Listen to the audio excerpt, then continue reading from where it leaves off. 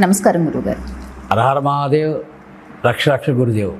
గురుగారు, ఈ మధ్య కాలంలో ప్రతి ఒక్కరికి కూడా ఆర్థిక ఇబ్బందులు బాగా ఎక్కువ అవుతున్నాయి. కారణాలు ఏవైనా కానివ్వండి, రకరకాల కారణాలతో అప్పుల బాధలతో ఎక్కువగా ఇబ్బంది పడుతున్నారు. ఆర్థిక ఇబ్బందుల నుంచి బయటపడి లక్ష్మీదేవి అనుగ్రహం అందరికీ కలగాలంటే ఏదైనా పరిహారం చెప్పండి గురు. చాలా మంచి విషయం అమ్మా ఇది. అయితే ఆర్థిక పరిస్థితులతో ఇబ్బంది పడడం, ధన సంపాదన కావాల్సింది ఈ కలియుగంలో తప్పనిసరిగా ప్రతి ఒక్కరు ధనయోగం కావాలి. అవును గురుగారు. ఏమున్నా లేకపోయినా పూర్వకాలంలోనే ధర్మమూలం జగత్ అనేవారు. అవును. ఇప్పుడు కాలంలో ధనమూలం జగత్ అంటున్నారు. అంతేనమ్మా. అవును గురు. ఈ ధనమూలం జగత్ ఎందుకు వస్తుందంటే ధనం లేకపోతే అడుగు తీసి అడుగు వేయలేం. లేదు, ధనం కావాలి. అలాంటి రోజులు కాదు కూడా కదా. ఇప్పుడున్న రోజులు ఓన్లీ డబ్బుతోనే నడుస్తుంది మొత్తం. అయితే అప్పుడు ఇందులో ఒక రహస్యం ఏంటంటేనమ్మా, ఏది జరగాలన్నా సరే గత జన్మలో ఉన్న కర్మను బట్టి ఈ జన్మలో జరుగుతుంది. పూర్వ జన్మలో పుణ్యం ఎంతైతే ఉందో అంత ఈ జన్మలో మనకు వస్తుంది. ఈ జన్మలో నీకు దానికి మించి జరగదు.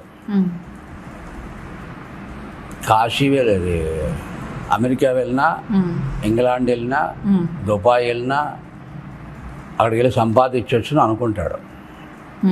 కష్టపడి అప్పులు చేసి ఏదో చేసి మొత్తం మీద వెళ్ళి ప్రయత్నం చేయాలనుకుంటాడు. కృషితో నాటి దుర్భిక్ష అన్నారు కదా అని కృషి చేద్దాం అంటాడు. కృషి చేయడం వల్ల నీకు రాత లేకుండా ఎలా వస్తుంది? గత జన్మలో పుణ్యం లేకుండా ఎలా వస్తుంది? రావడానికి అవకాశం లేదు. అందుకని ఉన్నది పోదు, లేనిది రాదు. నడి సముద్రంలో ఉన్న నీకు రావాల్సింది వచ్చి తీరుతుంది. నీకు లేనిది గట్టు మీద ఉన్న ఎట్టి పరిస్థితులు రాదు, అవకాశం లేదమ్మా. ఏదైనా జీవితంలో ఎవరికన్నా ఎప్పుడన్నా అంతే. అంతే. దీనికి ఒక ఉదాహరణ, గత జన్మలోని తనకున్న దాంట్లో లేనివాడికి తను తింటుండగా లేనివాడికి గౌకమని దానం ఇచ్చాడు. లేనివాడు దానం అవగానే ఏం జరిగింది? తనకు తినడానికి లేనప్పుడు ఎదురాడు తినడానికి లేనప్పుడు తింటున్నది పెట్టేశాడు. దానికి అది మహాపుణ్యం వస్తుంది. దానివల్ల ఆ పుణ్యం వల్ల ఈ జన్మలో మంచి జన్మ వచ్చింది. మంచి జన్మ వచ్చి హాయిగా ఉన్నాడు. ఆ జన్మలో ఒక 100 రూపాయలు దానం ఇచ్చాడు. అలాగా ఆ 100 రూపాయలకి నిజమైనటువంటి సమయంలో పాత్ర ఎరిగి, సమయం ఎరిగి, కాలం ఎరిగి నువ్వు దానం ఇస్తే నువ్వు 1 రూపాయి ఇస్తే 10 రెట్లు వస్తుంది నీకు. ఇది సత్యం. అది భగవంతుడి యొక్క ధర్మం. అది భగవంతుడి కోసం నువ్వు అడుగేస్తే 1 అడుగు, భగవంతుడు నీ కోసం 10 అడుగులు వేస్తాడట. అలాగే నువ్వు ఒక 100 రూపాయలు ఇచ్చే కూడా నీకు 1000 రూపాయలు వచ్చింది. 1000 రూపాయలు ఈరోజు వస్తున్నాయి నీకు. 1000 రూపాయలు వస్తుంటే నీకు సరిపోవడం లేదు. నీకు 2000 కావాలనుకుంటున్నావు. 2000 కావాలనుకుని 8 గంటలు పని చేస్తే 1000 రూపాయలు వచ్చేస్తున్నాయి. 1000 రూపాయలు నీకు సరిపోవడం లేదు. కానీ గత జన్మల పుణ్యం మూలంగాను 1000 రూపాయలు 100 రూపాయలు నువ్వు దానం చేసేది 900 తినేస్తున్నావు. అయిపోయింది నీళ్ళు బ్యాలెన్స్.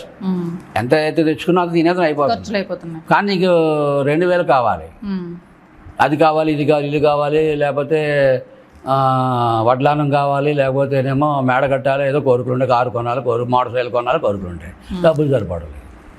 కానీ నువ్వు చేసుకున్నది 1000 రూపాయలే కదా పుణ్యం, 100 రూపాయలే కదా పుణ్యం అని 900 వస్తాయి. నీకు సరిపోవడం లేదు. నీకు కావాలంటే ఏం చేయాలి నువ్వు ఆలోచించట్లేదు. దేవుణ్ణి పట్టుకుంటున్నావు, గురువుని పట్టుకున్నావు, జాతకాలను పట్టుకున్నావు, దానాలు ధర్మాలు పట్టుకున్నావు. ఎలాగొస్తాయి? రావు. దానికి మ్యాచ్ అవ్వట్లేదు. నువ్వు సింగపూర్ వెళ్తే వస్తాయా? రావు. అది కృషితో నాస్తి దుర్భిక్ష. కృషి చేస్తే వస్తుంది కదా అన్నారు కదా, అందరూ కృషి చేస్తున్నా అంటాడు. అందుకని నేను 8 గంటల పని చేస్తున్నా, పని చేసి 16 గంటల పని చేస్తున్నా కూడా ఎందుకు రావు అంటాడు. వస్తాయి, తప్పనిసరిగా వస్తాయి. ఎందుచేత నువ్వు కృషి చేసావు కదా, కృషి చేసి నువ్వు వచ్చి తీరుతాయి. ఈ 1000 రూపాయలు వస్తాయి, మరొక 1000 రూపాయలు వస్తాయి, 2000 అవుతాయి. 2000 వచ్చిన తర్వాత నువ్వు 1000 రూపాయలు ఖర్చు పెట్టేసుకున్నావు, ఇంక 1000 రూపాయలు దాచేసుకుని ఇప్పుడు 1000 రూపాయలు చెప్పని 100 రోజులకి ఎంత అవుతుందమ్మా? 1,00,000 రూపాయలు అవుతుంది. 10 సంవత్సరాలకి 10 లక్షలు. 10 లక్షలు వస్తాయి. 10 లక్షలు నీకు ఏం జరుగుతుందంటే కృషి అమెరికాకి వెళ్ళి కానీ, ఇంగ్లాండ్ వెళ్ళి కానీ, లేకపోతే సింగపూర్ వెళ్ళి కానీ, లేకపోతే ఇక్కడ కానీ ఎక్కడ కానీ కష్టపడి ఎక్స్ట్రా పని చేసావు. 24 గంటల్లో 20 గంటలు కష్టపడి 4 గంటల విశ్రాంతి తీసుకుని కష్టపడేసావు. అని నీకు వచ్చేసింది 10 లక్షలు ధనం నీకు వచ్చేసింది 100 రోజుల్లో. 1000 రోజుల డబ్బులు నీకు 100 రోజుల్లో వచ్చేసినాయి. 100 రోజులు రాగానే నువ్వేం చేస్తున్నావు? రోజుకి 100 రూపాయలు దానం ఇస్తూ 90 రూపాయలు తింటూ 200 రోజులు హ్యాపీగా వెళ్ళిపోయావు. 2 లక్షలు ఖర్చు అయినాయి. ఇంకా 8 లక్షలు ఉన్నాయి కదా, డబ్బులు నీ చేతిలో ఉన్నాయి కాబట్టి 10 లక్షలు నీకు ప్లాన్లు వచ్చినాయి, ఆలోచనలు వచ్చినాయి. మేడ కట్టాలని, కారు కొనాలని, లేకపోతే పెళ్ళానికి మెల్ల అది చేయించాలి, ఇది చేయించాలి, చేంజ్ చేసావు. 200 రోజులు పూర్తయినాయి. 200 రోజులు పూర్తయిన తర్వాత ₹1 నీకు రావట్లేదు. ఎప్పుడు దాకాను? ఇంకా 800 రోజుల దాకా. 200 రోజులు తినేసావు కదా. అప్పుడు 100 రోజులు ధనం ఇంటి పేరు చెప్పి, పెళ్ళం పేరు చెప్పి, నీ నగల పేరు చెప్పి, నీ కారు పేరు చెప్పి తినేసావు. రోజు 1000 రూపాయలు చెప్పని 200 రోజులు ఖర్చు పెట్టేశావు. ఈ 2 లక్షలు, 8 లక్షలు, 10 లక్షలు ఖర్చు అయిపోయినాయి. ఆ తర్వాత దెయ్యం నీకేం చేస్తుంది? గురువు ఏం చేయడు. 800 రోజులు పస్తుపడి ఉండవలసిందే. ఏ రకమైన ఆర్థిక పరిస్థితి పెరగదు, ఏ రెమెడీలు నీకు పనికిరావు. నువ్వు తినేసావు. 800 రోజుల తర్వాత 800 రోజులు జాతకాలు చూపించావు, డ్రామాలు చేసావు, రికార్డింగ్ డ్యాన్స్ చేసావు, ఎన్నెన్నో చేసావు. ఎన్ని చేసినా అలా తిరిగి ఇలా తిరిగి ఇలా తిరిగి అలా తిరిగి అలా తిరిగి అన్నీ కూడా తలన పోసింది, కాళ్ళు లాగినాయి, నీరసం వచ్చింది, ఎక్కడ ఏమీ జరగలేదు. కానీ చివరికి 800 రోజులు పూర్తి అయిపోయింది. అక్కడికి తిరిగి 1000 రూపాయలు వచ్చేసింది. గురువుగారి దగ్గరికి వెళ్ళాను కదా, ఇంతమంది గురువుగారి దగ్గరికి వెళ్ళానో, ఈ గురువు దగ్గరికి వెళ్ళిన తర్వాత ఇది జరిగింది, 1000 రూపాయలు వచ్చింది అనుకుంటాడు. కాదు, 1000 రోజుల 1వ రోజు ప్రారంభమైంది, నీకు 1000 రూపాయలు వచ్చింది. అందుకని ఎట్టి పరిస్థితుల్లో రెమెడీలు రావు. ఆ రెమెడీల వలన వచ్చేది శ్రమ తప్ప. ఇది చెప్పడం కష్టం, చెప్పకూడదు. ఏం చేత? ఇది నమ్మరు. నిజం చెప్తే నమ్మరు కదా. ఇలాంటిది ఎవరికి లైఫ్లో ఎక్స్పీరియన్స్ అయితే ఖచ్చితంగా నమ్ముతారు. మరి ఇంతే కదా. మరి అందుకని బేగా నమ్మాలంటే దానికి అంత రీజన్ లేకపోతే దానికి అవగాహన అవ్వదు. అది నీకు ఇప్పుడు 2 రెమెడీలు, నీకు 1000 రూపాయలు వచ్చినాయి. 100 రూపాయలు దానిలో 900 రూపాయలు నువ్వు తింటున్నావు. 900లోని నీకు ఎంతైతే ఎక్స్ట్రా కావాలనుకుంటున్నావో 100 రూపాయలు దానం చేస్తే నీకు వచ్చింది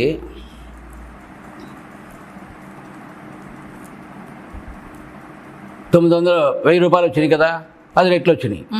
10 రెట్లు వచ్చినాయి కాబట్టి అది నీకు ఈ జన్మంతా సరిపోతుంది. అలాగా అది నడు సముద్రంలోనే వస్తుంది, గట్టు మీదనే వస్తుంది, రావాల్సింది ఎక్కడైనా వస్తుంది. అది అలాగా వస్తుంది.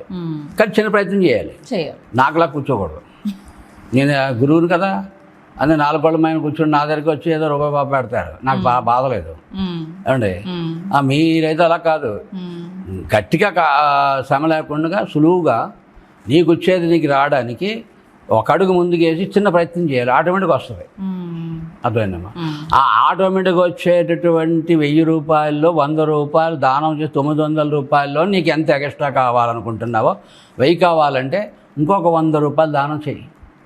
పాత్ర ఎరిగి సమయమే కాలం ఎరిగి, అప్పుడు 100కి 10 రెట్లు మళ్ళీ నీకు లాభం వస్తుంది. మరి వెంటనే వస్తుందా అంటే, ఒక విత్తనం భూమిలో వేసిన తర్వాత ఆ విత్తనం మొలకెట్టడానికి ఎంత టైం ఏదో పడుతుందో అంత టైంలో నీకు వస్తుంది.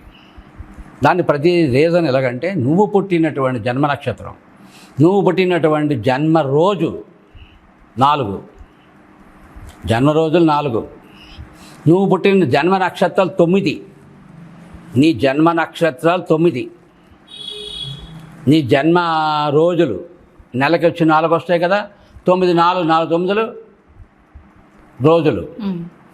అలాగే ఒక తిథి, ఏ తిథిలో పడి కృష్ణపక్ష శుక్లపక్ష 9 రెళ్ళు 18 తిథులు కంప్లీట్ అయ్యే కల తల్లి గర్భంలో ఒక బిడ్డ తయారయ్యడానికి టైం ఎంత పడుతుందో నువ్వు చేసే కృషి, నీవు చేసే దానం నీకు ఫలమై తిరిగి వచ్చి తీరుతుంది, రెట్టింపు.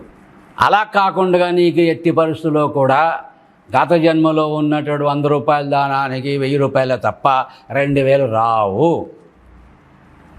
నీకు 2000 రావాలి అంటే ఇప్పుడు ఇంకొక 100 రూపాయలు దానం చెయ్యి. 3000 కావాలంటే 300 దానం చెయ్యి. నువ్వు తినడం తగ్గించుకో, నీ లగ్జరీ తగ్గించుకో, నీ 900లతో తినేటటువంటి లగ్జరీ తగ్గించేసుకో, పేస్టులు తగ్గించేసుకో, పళ్ళపొడి అది బ్రష్లు తగ్గించేసుకో, పందుపుల్ల వాడు, పెరుగేసి తింటున్నా, మజ్జిగేసి తిను, మరి పలావులు తింటున్నా, ఆ స్వీట్ ఏదైతే హాట్ ఫుడ్లు తింటున్నా, ఆడి కాకుండా చక్కగా పప్పన్న తిను, అత్యవసరం తిను, తగ్గించు ఖర్చు, చారేసుకు తిను, అప్పుడు ఖర్చు తగ్గుతుంది. అప్పుడు 500 రూపాయలు నీకు ఖర్చు అయిపోతుంది. ఇంకా 500 ఉండే కాబట్టి 100 రూపాయలు దానం పోయి 400 దానం చేస్తే ఈ 9 నెలల్లో గ్యారంటీగా నీకు అభివృద్ధి మార్గం వస్తుంది.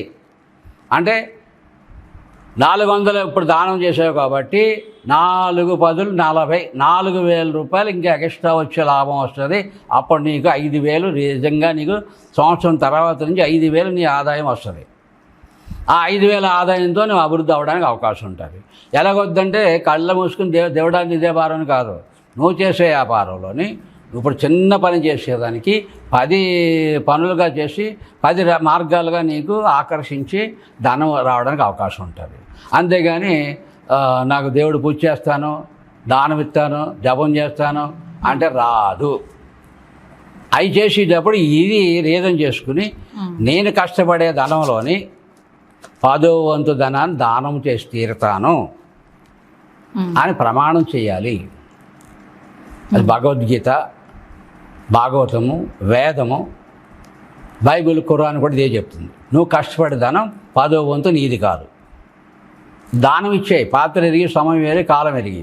అప్పుడు మిగతా 9 తిను, 90 తిను.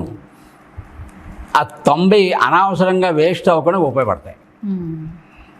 అవును, 10 దానం చేసావు కాబట్టి దానికి ఆటోమేటిక్గా నేను పెరుగుతావు. అది లేకుండా నీ త్యాగం లేకుండా నీకు భగవంతుని అనుగ్రహం, దైవానుగ్రహం, ధనానుగ్రహం ఎలా వస్తుంది? ఊరిని ఎలా వస్తుంది? రాదు కదా. ఊరికి అంటే అప్పుడు ఈ రోజున అసలు ఒప్పుకోరు ఎవరు. నాస్తికులు ఉన్నారు, ఆస్తికులు ఉన్నారు, మూఢాచారులు ఉన్నారు, తర్వాత రకరకాల ఎన్ని పేర్లు పెడతారు మనకి. అండి అవన్నీ కుదరవు. ఇప్పుడు ఎలాంటి వాళ్ళకైనా సమాధానం చెప్పాలి మనం అండి. అన్ని రంగాలకి సమాధానం చెప్పాలి. నీ ప్రాణమే ఆధారం. తద్వారా అప్పుడు మనం ఏ ప్రయత్నం చేసినా వస్తుంది అండి. అలాగా కష్టపడాలి, కష్టపడాలి, స్వయం కృషి మీద నీ కాళ్ళ మీద నువ్వు నిలబడాలి. అంటే ఇది మార్గం. అంతే.